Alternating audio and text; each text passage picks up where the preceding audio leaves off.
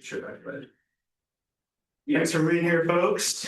So you probably know my name is Fred Bolander. I'm the career guy for CEOs. And I'm so glad you're here today because portfolios are a career relevant activity. And I want to encourage all of you, regardless of where you're at today, to think about your GIS portfolio as a really important career habit, something you think of on a day-to-day basis. So talking with Lori and Alec and other folks, we just want to make it really clear from the get-go that this is just for informational purposes, and you're all in a different place with your GIS portfolio. Maybe some of you, like Alex, is going to talk about GitHub, which is like a very high-level type of portfolio. And then some of you may not have ever even started your portfolio, but you kind of know this is important. I need to start investing some time and effort into this. So regardless of where you're at on the spectrum of experience with these, today we want to give you a lot of information and really looking forward to seeing what GitHub looks like from Alec. Yeah. All right, and then Alec did circulate a sign up. We want to make sure to have your names and emails so we can send you the slide deck and the information. The thing about this slide deck is there's a ton of links on here. I'm going to explore some of them, but a lot of them are intended for you to go back to the slide deck later. So this is like not intended to be looking at all of the web pages, but encourage you to do so when you get the slide deck later on. Okay, and folks on Zoom, thanks for being here today as well. This is being recorded, so just know any questions you have will be part of this recording. All right, so we're going to give an overview of online portfolios, quick overview, what are some platforms to consider, and then GitHub demonstration. So again, this QR code was for attendance, but since we have a good old paper attendance tracker, we can kind of forego this. So I talk about resumes a lot in my role, and resumes are really important because they help employers know what you have done and what your skills are. And a portfolio is intended to be part of how you represent skills and experiences. But resumes and portfolios kind of take it from different angles. A resume is really limited. It's only text. It's a quick summary. It's like catchphrases of what you did. I like to think about it as the big billboard that they have a few seconds to look at before they decide, do I want to talk to this person or not? A portfolio, as we all probably know to some degree or another, is a showcase, right? And you want to be able to show them what you're doing. So a portfolio gives you the opportunity to do that. And I recently attended an online webinar that actually Lori linked me into. And a picture is worth 1,000 words is the catchphrase that they kept saying. So why is that such a quick and easy catchphrase? Because maps, by definition, or things you put in a visualization, are supposed to say a ton of things to people by just a glance, right? And so hopefully you can think of your resume is like the 1,000 words perhaps, but the portfolio, you should be able to say a lot just very efficiently with what you're showing. So this might seem pretty obvious to many of you. Move the Zoom group over. We want to make sure we have a definition of what we're talking about here. So maps and visualizations, project descriptions. I love it when I see a portfolio that it's telling me a story, not just with images, but with words as well. You want to be able to give a broad context. And then data analysis. And this is one that I'm not a GIS person, I'm a career person. But as I understand it, there's a lot of robust tools that Alec is going to show that probably are more data heavy. They're not just images, right? And that's where the programming and automation is something that a GIS portfolio can conceivably, wow, this is running my way, go pretty deep on. So where do you start? So maybe you have started a portfolio, but have you done a clear and comprehensive inventory? So what I would suggest is think of all the class assignments that you've ever done and think about what is GIS portfolio worthy. Projects that you've done in your classes. So maybe you've already done this, but maybe you realize you should take another look. Because perhaps there's something you started in a class that you're still curious about, and that could be the foundation for a deeper dive and more material that you could produce for your portfolio. Does anybody have a class assignment that exists on their portfolio? Adam? So what's just one example, just to make it concrete? It's one of the maps that I just presented today for GIS Day, and you can see it up on a second floor in Wilkinson. Yeah. Right. By the mineralogy lab. It's a big Corvallis map. Yeah. And that's fantastic because you're able to leverage something you did to learn, and it shows evidence of your experience and your knowledge, your skills, right? Does anybody else have a class assignment that shows up in their portfolio? Yes. Story maps are easy to link in, and if people are interested, they click on them and they see your writing, they see your way of thinking through problems and how you do visualizations, all of it. I have several. Yeah. So it's very intuitive if you've gotten started. Maybe you haven't though, or maybe you have other class assignments that you haven't really said, this is not really portfolio worthy, but how can you sort of, again, think of that as a foundation for more content? Okay, so reading about what professionals recommend in a portfolio, some words really jump out to me. Aim for diversity. So that's why class assignments might seem like a lower level project, but they might show an area of curiosity that you have, that a project you've done in an internship or a job are very different than. So that broad range of diversity, so breadth and adaptability, it shows you being able to look at things through the GIS lens in a variety of contexts. So give yourself credit for all the things you've tried and see how you can make them portfolio worthy. Okay, so examples of platforms. So you'd already mentioned story maps. I think everyone in this room probably knows what the ArcGIS story maps are. The web links to these are all provided. I've recently learned that the GIS Experience Builder, it's not a free service or a platform, but it's something that perhaps in a job setting where you're leveraging tools that they pay for, you might be able to leverage. And these are things that definitely depend on the context, but everyone has access to story maps. It's free, right? This is actually helpful for me to be aware of because I talk to a lot of students, so I'm not as engaged with the content, but it's free, it's accessible, so things can be shared very simply, as you said, and it can be interactive and no coding is required. So it's kind of like the easiest starting point as far as a reputable GIS platform that everyone in the industry is aware of. So I have examples from a recent workshop. So Olivia and Nectarios, and then there's a mock sample. I wanted to give a quick glance at these. And I think that I'm actually going to shrink this down. So I really like this, this building a portfolio slide deck. But if we scroll over to 13, take this a second. So this is an example of a very engaging, now it's a sample, this is not a real portfolio, but I thought it was a really compelling example of something that's eye-catching. And basically what it's showing is, it's like the resume of this person's work. And we can skip down to projects. And I think with the screen, we might be limited, so I'm gonna make it small. But this is just an example of how a portfolio can be very eye-catching, tells a story, and of course, identifies what this person's genuinely curious about. Now, this is a mock example, so let's go back and see what it is. I encourage you to do a deeper dive on these as you have access to the slide deck. But these folks recently gave a talk on a webinar, and they described how they made their story maps. And I just thought it was really some excellent examples.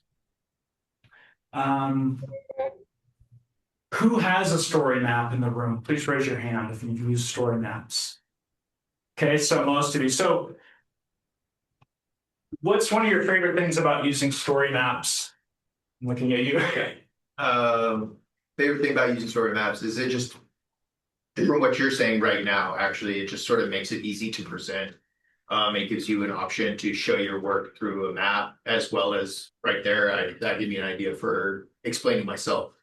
So these categories were set up by the person, but I'm sure anyone in the room could find ways they could incorporate these different themes or categories, right?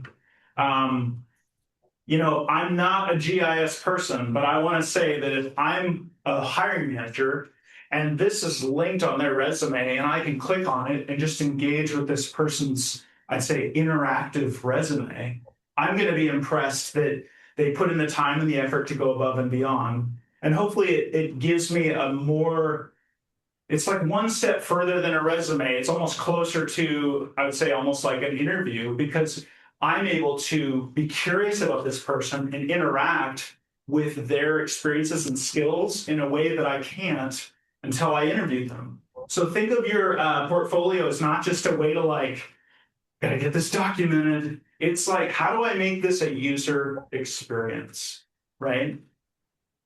Okay, so there's more examples, and I want to encourage you to look at, there's 9 more here. So this link is full of a lot. Getting started with GIS story maps is a great tutorial to get started. And then the Esri Academy. So take some time with these resources if you haven't heard of them before. And we're going to keep going along. And then Lori actually encouraged me to highlight this. So spatialnode.net. So this is a newer platform that, you know, there's always going to be the next new thing. And maybe this is the next new thing. So spatialnode.net purports to be basically another portfolio, you know, portfolios, articles, projects, things you could put on here that show your professional skills to market yourself. So spatialnodal.net, I am not super dialed into it, but I encourage you to spend some time looking at it. And I know, Lori, we're kind of learning a lot about it. It's newer, right? Because you just learned about it at a conference. Right. But in the YPN, the Young Professionals Network, there are some examples of this particular, using this particular platform. So the YPN link that was in the earlier slide, but you can go through and just do and explore all of these different options. It's really what's most accessible to you as of this getting started, whether it's a story map or whether it's some other platform. So the Geospatial Professional Network is another, it's used to be called EURISA, as I understand it. This is another group that's going to help promote young professionals in the field. Has anyone heard of GPN?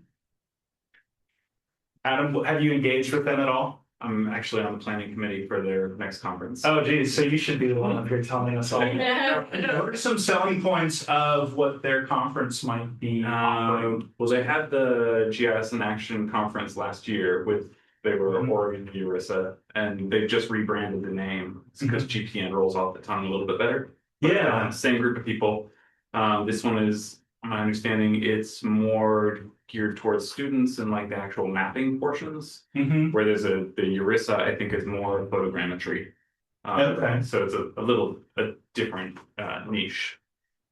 So it sounds like the GIS in Action group, which you went to, it's a really good way to network, right? Good experience building. Yeah.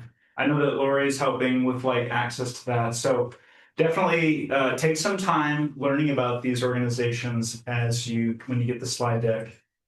Okay. And let's get back to different platforms. So Google Sites, it's really great. If you have a Google account, which probably everyone in this room does, you have no excuse not to at least try Google Sites. There's low barrier to entry. As you know, we all know some people are perfectionists and they're like, I'm not going to put something out there in the world until it's just well crafted and it's something I won't be like embarrassed about. But I think another way to think about it is you can't afford not to have at least something live, something you can link to when you have, I'd say, portfolio worthy work. So Google Sites is the one that any one of us, assuming you have a Google account, can go for. WordPress, Wix, Weebly, these are all great. And I thought, let's make this a little bit concrete and show an example of somebody's website. So I learned about this web page because of that webinar I recently attended. And this person, Kylie, has made some amazing work. So on her website, she's decided to organize by maps, writing, and services. I just thought, why not look at all this beautiful work this person's done? And of course, the way they've chosen to make their content is just a brief description, and of course the image. But if you click on it, it's going to take you to wherever it's located. So this one happens to be Squarespace. But then I think this next one with the butterfly, this is a LinkedIn. So go into a LinkedIn post. So the other cool thing about a portfolio is it's sort of like a central location to link out to wherever this person is making an impact. So with the internet being so many different sites and ways to store information, your portfolio, though, can be your brand, right? And if you want to go more specific to say you want your own URL, you're willing to pay for hosting to have your own URL, and that's something you want because you'd rather that than a story maps URL. That's a way to differentiate yourself. It shows more intentionality. You literally have some, financial burden to do that, but what a worthy investment. I mean, your career is the most important thing to be investing in. So a website, regardless of platform, is a super important asset for you to develop. Okay, I got a couple more quick slides and then we're going to get to Alec. So LinkedIn can drive people to your whatever content you have and wherever it is. A lot of people don't have a LinkedIn account and don't like it. I can kind of be sympathetic to that. I have a LinkedIn account. I should be using it rigorously in my career-oriented role, but it's not exactly my personality to do a bunch of posting. But I'm starting to think differently that if I have content I think is worthy to be shared out, especially to students, why not post it on LinkedIn? If you can have an excuse to make a post that you believe in, it represents what you're truly curious about, and you want people to know about it, that's an authentic thing to do. And so it increases your visibility, and you get to decide how often you do it, right? And your portfolio gives you that location to link to. Okay, and no matter what happens with LinkedIn, you don't have to use LinkedIn, but your portfolio can be linked on the header of your resume, of course. It can be in your cover letter sign-offs. It can be in your email signature. And I think if you had like a business card that you go to conferences with, maybe go to GIS in Action and you create your own business card. You have a QR code on the back of it that links to your portfolio. Someone could literally be there on their phone talking to you and looking at your portfolio on that tiny screen. And that might be the thing that gets you a good impression and relationship building opportunity that makes a big difference career-wise. So my last slide is you got to make your action plan. And I would argue, take a moment even right now to think, which of these things do you need to do or revisit? So are you going to inventory or re-inventory your portfolio-worthy work? So that's anything from class assignments to things you're doing in your spare time that you are very curious about. You need to choose or change the platform that you will build on. So you need to make that decision. How will you leverage your portfolio? So this is kind of a behavioral decision. It's not just creating the content, it's how are you going to drive traffic to it? How are you going to make it part of your professional branding and identity? And then how will you make the portfolio refinements part of your modus operandi? You are going to do at least one new thing for your portfolio every X number of months, right? Maybe it's every month you're going to set a goal because that's going to give the onus will be on you. That you're going to honor that commitment that you believe is good for your professional development. All right, so with that, I'm going to pass the mic to our resident expert. And I call you that? I would. If I can do this, so I can pick this off. All right, welcome, Alec. Thank you, Fred. Get this all rigged up here. Alrighty, yeah, so thanks, Fred, for the overview of all of our different tools. Today, I'm going to talk about GitHub. And while these other tools have been very kind of user-friendly and very open, GitHub kind of has a reputation of being a little bit thornier. It's not so easy to get into. If you don't have a coding background, maybe you're not familiar with the platform, but there's so many good reasons to get into it. So what is GitHub for? It's really built as a platform to manage collaborative workspaces for coding. So whether it's GIS or a different application, it's working with other folks, having them all on the same page, doing version control for code. Kind of high level stuff, not really something we talk about a whole lot unless you're in that space, but there is a really neat portion of it, and it does work as either like a de facto or a portfolio that you've created, much like these other websites. So today I'm just going to be pretty informal. I'm going to show you some work that I've done on GitHub, and then kind of give you a quick intro on how you might do something similar to this. So I'll go ahead and open this link here. And to Fred's point, this is very much a work in progress. This is not something that's fully polished and all done, but it's getting yourself out there, making something that you can point to and say, hey, I've done something. So this is a website that's completely built from GitHub on my master's thesis project so far. So I'm looking at stream chemistry, and the content isn't so important for the project, but it's a lens through which I can kind of show off my work a little bit and kind of wave off, hey, if you want to know a little bit more about what I'm doing, go ahead and look at this website. Got some pictures here, some short descriptions like some of the story maps did. It has some blog posts, which are fun. This one's about beavers. And then the neat thing about this is you really have full control with GitHub. You can do whatever you want. It's basically like having your own web server, but unlike Wix or WordPress, it's really hands-on. You can really put in whatever you like. So we go down here. This is a leaflet map that I made of my study site. So this is all using QGIS and JavaScript. You can make these neat maps, and you can go ahead and look at different sample sites that I have, different rivers in my study sites. This is really interactive, and also not only does this kind of show off my study site, but I can go, hey, look what I did. Isn't this pretty cool? I have these technical skills to make this, and it's more of a showing, not telling way to grapple with your portfolio. Another thing I have here, which is fun and I like to show off, is a GIF of a map that I've made. So it's a time series year over year of different data, and it kind of cycles through like a little video, and you can see how it changes over time. This things you learn in your classes that are neat and have kind of a novel visual are really great to put on your portfolio. And then, including some other stuff, you see down here, there aren't pictures here yet. Our team is me at the moment. And, just having some contact information is also a great idea. And this looks really good and really polished. This is from a template. So I've taken a template from someone else, and I'll show you where to get those later, and just adapted it to make it my own. And I learned how to do this in about a quarter's time. So it's not a huge lift, but it is quite a bit of effort to kind of dedicate yourself to do it. Let's go back to our slides here.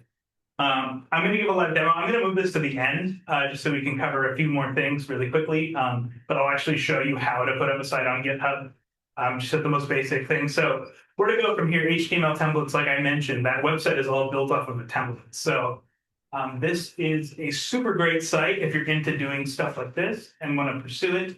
They have all of these free open access templates. You can download all the different parts of it. They have live demos, so you can go to what a site like this might look like. This looks a lot like a story map, and see kind of how you can put your own spin on it with your own images and your own text. So that's a super helpful tool. This is a link to W3 Schools, HTML. They have a full HTML course for web development. It's free unless you want a certificate, but if you don't want a certificate, it's the same courses. Super useful tool here. They also have like Python and RStudio.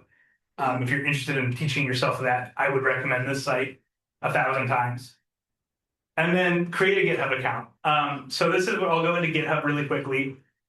One portion of GitHub that I touched on earlier, but didn't make a big thing about is it's public and you can choose to be public with your work. So some of these things are like class projects I've done in the past, others code I've worked on for other things. And if you're a potential employer and you know someone's GitHub account and you put it on your resume or on your portfolio and link to here, they can go through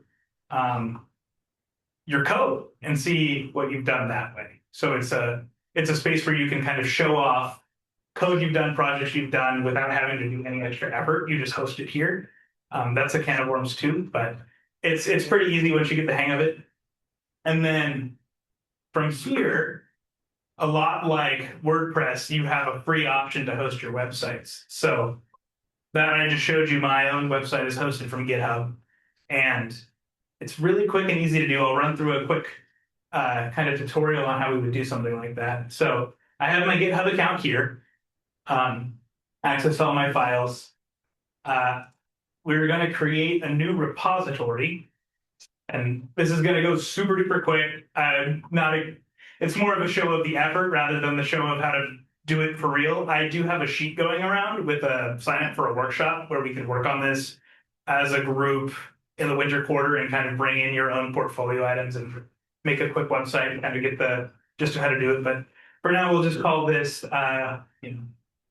portfolio. It's available, thankfully. And we'll create our portfolio. So now we have an empty bin in GitHub. And you can work on your own machine, you can work on the virtual desktops, and you can even work in GitHub. So we'll just create a new file. We'll name this index.html.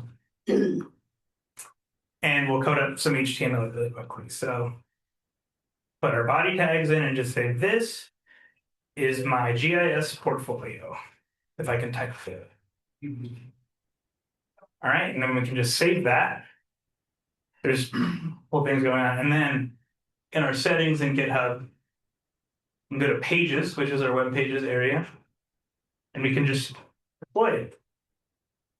So just change where it's deploying from, save. GitHub has this feature, and there's a paid version where you can make your own domain names and they'll host your website for you, but it's completely free if you use their given domain names.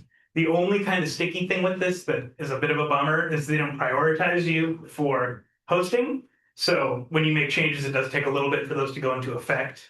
But we can just wait here and watch it. Let's go back to here really quickly. Yeah, that seems to be the end of the slides, but we can make sure that this goes up. We'll reload our page.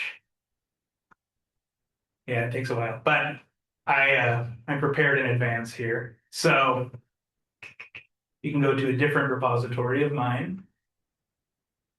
Oh, it's me. So this is also helpful. This is kind of your GitHub main profile. Forgive the hair, it was a long time ago. And it shows kind of your activity of when you've been contributing to projects and that kind of thing, which could be useful for a employer. But this is, I did the same thing yesterday and just made a simple HTML code here. I have a little bit different just to change the font, but we can go to settings, look at our pages, and here's where your site will appear. So this is your link to your site.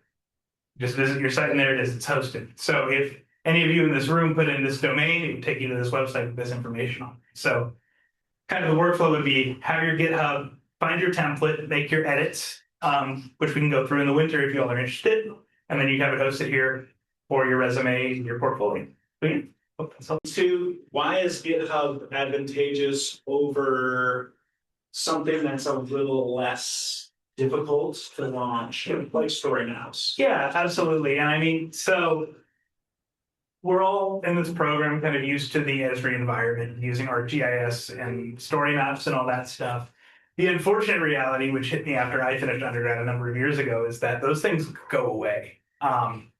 You can't have those licenses forever. I mean, you can if you have a thick enough wallet, but if you're out of the university system, oftentimes it's a little more restrictive to have access to the ArcGIS environment. So GitHub is one of these resources among many other resources that are open access. They're free to use for the general consumer, and because of that, you aren't limited on your time frame of when you can do these portfolio projects. I don't know exactly how ArcMap works. I know all of us have an ArcGIS online account that does stay active if you stay active. Yeah, Lori. just to insert a little bit, if you create your story map for your portfolio within a public account, not within your OSU account, then it just stays there and it's accessible with all the different kinds of tools in terms of the map and everything. I just want to clarify. Yeah, and to repeat that for our online viewers, if you make your story map on a public account that's not associated with your university email, you do have access to it after graduating or leaving the university. Yeah. I had a question about, you mentioned you were using QGIS. Yes. And I was wondering, are there any classes here that were really effective for you to learn QGIS, or did you have to learn it sort of on your own? During my undergrad, my GIS classes were taught with QGIS, which was super helpful to kind of have both. Just as a general GIS practitioner, diving into it kind of head first, it is very similar kind of user interface wise to ArcGIS Pro. There are a lot of things that are the same. There's a lot of things that are different. There's really good documentation online, and just having the process of like, okay, I want to complete some task, let's go do that. And then when I hit hiccups on the way, let's Google it. Let's look at Stack Exchange and see, okay, other people have run into this. Here's how we do it. That's kind of the big way that I've taught myself to use that platform. Also, controversial, but using AI and large language models, just asking it a question, say, hey, I don't know how to do this. They're at this point pretty darn good at giving you feedback that's helpful. So yeah, Thank you. good question. Thanks. The library also Everybody's has workshops on QGIS. The library does. And on GitHub, then the library has workshops on QGIS, GitHub, and that's it. Yeah, so there's also for our online folks, there's some workshops on QGIS and GitHub at the library as well. And I believe they're virtual as well. We had some links in our slide deck to those. Was that? Yeah, there were links. I don't know where they went to, so we might need to. I don't know where they went to. Yeah, there was a slide on that, so. You want to see if you can? I'll make sure when the slide deck is provided, it includes those links that I definitely had on here. I don't know what happened to them, but we'll get them back. Yeah. I was gonna say, with all my projects being on my school account, how will I be able to like make sure they don't disappear once I graduate and lose access to that? Is that just if the project is public, then I'll have it? Or if I want to continue like making small edits to that, how would you suggest? I know if it's public, it doesn't just disappear. As far as like ArcGIS online maps go, I don't know how editing works after that. Has anyone dealt with that and having a? Yeah. All I know is that once you've made your project public, so like one of the projects that as we were talking about making a portfolio, I have one from my old school that I made that were public, thankfully. And so now I can still probably grab that and put that wherever I want with the QR. I'm probably not editing though, because then you need the tools. That's what I said that, yes, probably not editing. And when possible, back up stuff locally. If you're using data, making different analytical steps on your data, and you have the ability to download those and you want to use them again, grab them. Anyone else have a question I could answer for you? Yeah. So when it comes to adding things to your portfolio, I know like a lot of things that we did in like Geog 201 and Geog 350, they're pretty introductory and it kind of boils down to like what public information have I pulled into my map and how pretty could I make it look? Is that worth putting on your portfolio, or is there like a certain like low threshold that you would say, you know, don't put like the easiest possible stuff on your portfolio? Is there? Yeah, I'm sure there's arguments to be made both ways. I would say go for it. You're showing off your own skill set, and if someone else could do that, and you think it's oh yeah, this is trivial, not everyone can do that. You know, it's a certain level of skill that you've developed that you can show off. Now, if you've gone on for a bit and have other things that are maybe a little shinier and you're more proud of, definitely spotlight those things, put them way up front, because that's kind of where you shine. But it's, you know, probably, I think Fred might agree, but striking a balance between a content overload and then just a few things that you're really proud of somewhere in there. And then having them is never hurt, you know, it's not going to hurt. Does that answer? Great, thanks. John. In answer to that question, there was a webinar just not long ago on portfolios from Esri. And one of the things that I took away from that was they talked about the portfolio, especially as students, as being something that you can demonstrate the progression of your learning. So, and it's not something that I had thought of before. So it goes to answer your question that, yeah, if you can, you know, take what you did in 201 and 360 and make it clear to whoever's looking at your portfolio, but this is my learning process. And then these are the things I'm really proud of. That might be something that, well, I hadn't thought of before until I saw this webinar. Thanks, John. I was basically going to say the same thing. Yeah. Just experientially, I have come from a different school as well, and you can change, like if you have both of your logins, you can migrate all of your content at once. You don't have to sort of like go in and rebuild. There is a way to do that. So That's good info. Might be good for people to know that. Yeah. What is it called in the system? Is it porting it? Is it copying it over? Is it? I think it's migrate, and I will, Okay. you know, if I think, but I'll go find the instructions. But it's like, I think in the Esri help menu, you can say, how do I do this or something. I got like, I did find a pretty detailed set of instructions. Great. But you do have to log into both at once. So you got to do it before you lose your old login. There's a time limit, yeah. Great. Yeah, maybe in the GIS program, there should be like in their final term, like an offboarding checklist, right? Like these are the 10 things you don't want to forget. For sure. Yes. Maybe you can help us write that out. I'm willing to take crap out of it. Send me an email. Actually, every term, because if your stuff is in the digital Earth server, it will disappear after that. That was my next question. How do you get it out of the R drive so that you don't lose Well, it? it's a project, you create a project package. And that project package is basically then everything packaged up together, but then it's only openable in another GIS platform. Right? But what you can do is just to save it in terms of like having that package, or you export all the different data to something that might actually be accessible in GIS anyway. Stored.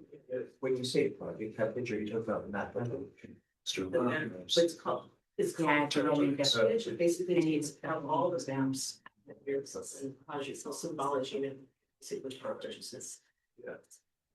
I was super happy to just this morning. It's been like. Guys, I didn't show the new version. Let's see if you're on the friend. I'm having it home. I just work.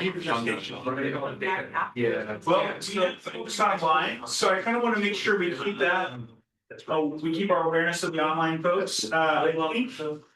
I think we have other questions that we can include the folks online in that. If not, then I think what we'll do is conclude the Zoom call, and then we'll have this space until 2 o'clock for any other discussions and questions to Alec. Thank you, everyone. Thanks everyone for coming.